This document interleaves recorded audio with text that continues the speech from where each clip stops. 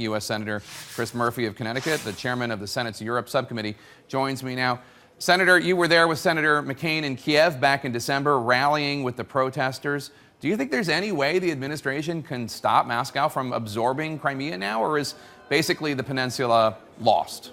Well, listen, there's no doubt that Putin has these extraterritorial ambitions, that he has a view of Russia that's rooted back in the Cold War, and he's trying to capture as much territory of the old Soviet empire as he can. But I think he took this offensive action in part because he calculated that there wasn't going to be a strong economic response from the United States and Europe. And I think we're going to prove him wrong.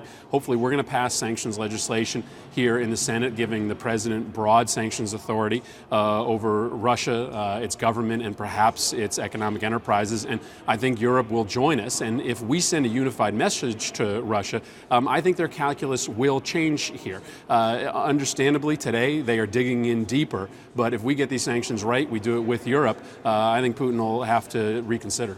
Why are you confident, Senator, that Europe is on board with the sanctions? And my understanding is that Germany and the UK have been pushing back a lot. They believe that it would actually hurt them economically with the hundreds of billions of dollars tied to their economies. Yeah, I think I think Europe is just simply on a different timetable than we are. I think Europe is much more. Yeah, well, I actually don't think that's true. I mean, I've been talking to our European allies throughout the last few weeks. I think that they want to give diplomacy a chance here. But listen, this is ultimately in their interest, in their territorial interest to act. 5 years ago, it was ridiculous to think that Russia would invade Ukraine. Today, it may be ridiculous to think that they'll march on a NATO ally in 5 or 10 years. But if this goes unresponded by Europe and by the United States, who knows what this guy is going to do in 5 or 10 years? Tomorrow, President Obama will meet at the White House with the Ukrainian Prime Minister. What do you want President Obama to tell him?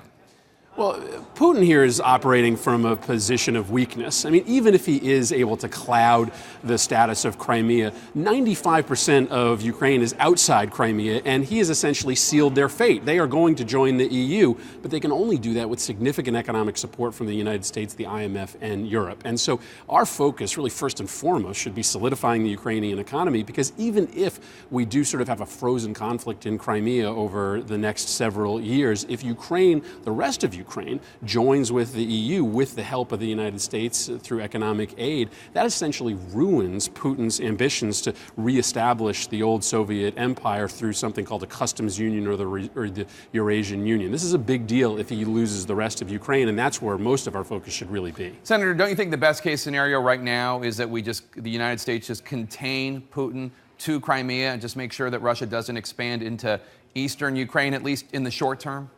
Well, I think it's important to draw a line here and to make sure that we make him understand that any movement outside of Crimea just elevates the stakes. But I certainly haven't given up on diplomacy leading to a different outcome. We've seen this in other conflicts. When he marched into Georgia, after a series of weeks, he marched part of his troops back. There are other alternatives here, like bringing in international peacekeeping forces to protect Russian citizens that may be able to de-escalate the conflict. I understand it looks bad today, but there is a history here of Russia moving forward and then moving back once the international pressure gets ratcheted up. What do you say to people who argue, look, the people of Crimea have the right to choose whether they want to be part of Ukraine or they want to be part of Russia? Why do you support the protesters in Kiev but not the people in Crimea and who have a referendum on Sunday?